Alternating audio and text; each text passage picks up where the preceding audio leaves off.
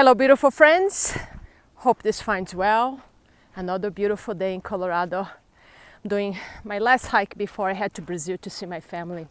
And I want to share some thoughts that I had yesterday, realizations actually, about the concept, the truth of kingdom in heaven.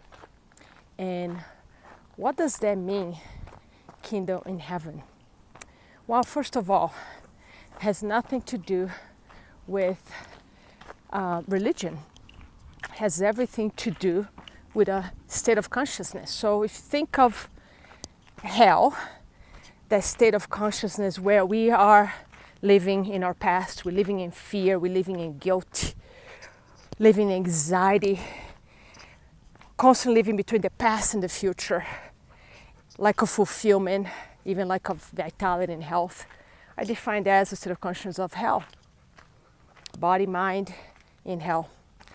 In heaven, think of where the moments that you tap into the attributes of your heart, the qualities of your heart, like peace, joy, freedom, connection, feeling connect to your heart, feeling connect to others. That's heaven.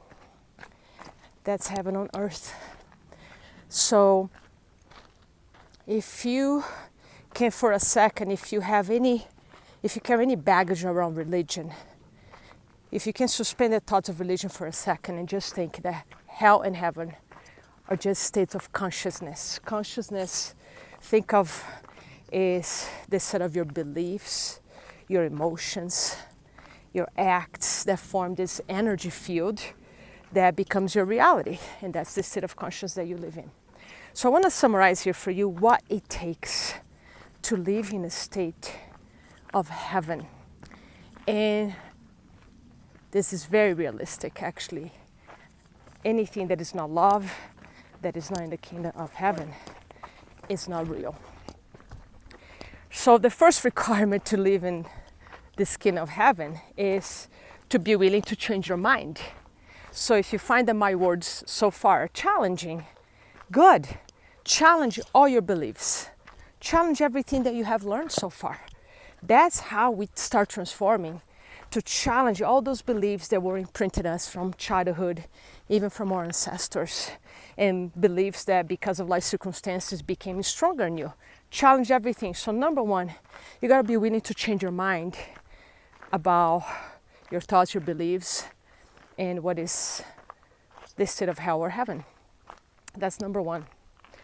Number two, to create a heaven, you gotta be willing to release all the fear.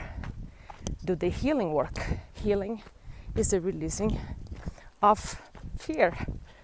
And that's where the work comes in. You work with a life coach, you work with a therapist, and this has to do with number one, which is willing to change your mind. If you think fear is a protector, that means you value fear, you invest in the fear, and you're gonna keep fear. And you can't enter the kingdom of heaven with fear. So the work is releasing fear. You don't need fear, as I always say, you need discernment. So that's number two. Number three, you gotta spend time, energy, creating the lifestyle that you want, creating a lifestyle that aligns with the heaven. What is heaven for you? Think of heaven, happiness, joy, living contentment, fulfillment. You have to invest, value, creating. And when you keep working the number one, number two, releasing fear, change your mind, replacing your thoughts with loving thoughts, loving yourself, that will happen by default as you do this work. You start getting out of survival, because fear keeps you in survival. You start getting out of survival and step into creation. And when in the space of creation, go create. What do you want? If you follow me on Instagram, stay tuned. I'm gonna post a collection of pictures that represent my heaven. My dog, my friends, nature. So what is it that you want to create? Because what I'm finding, I see this in my clients and a lot of people, we all have mastered memorizing, emoting, what we don't want. But very few people put the time creating what they want. And a lot of people say to me, well, I don't want to spend all the time creating, putting out this hope I want to create because I constantly get disappointed. Well, you only get disappointed because there's a part of you that doesn't believe you're worthy of having the life you want.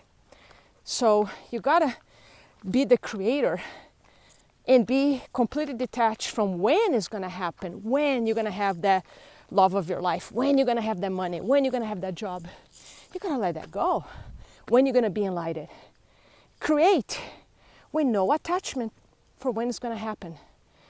So that's the number 3. Put time creating what you want. And to wrap all this up, you need to make a decision about the life you want to live. Make a decision. Decision, there's no doubt. It's like if you're going right or going left. Once you go left, you're not carrying going right in your head anymore. You just went left. Once you go right, you go right. It's a decision. Make a decision, start walking. There's no wrong decision except no decision at all. To not move. So make a decision. Number 2, have the devotion to something bigger than you. Devotion to the higher self.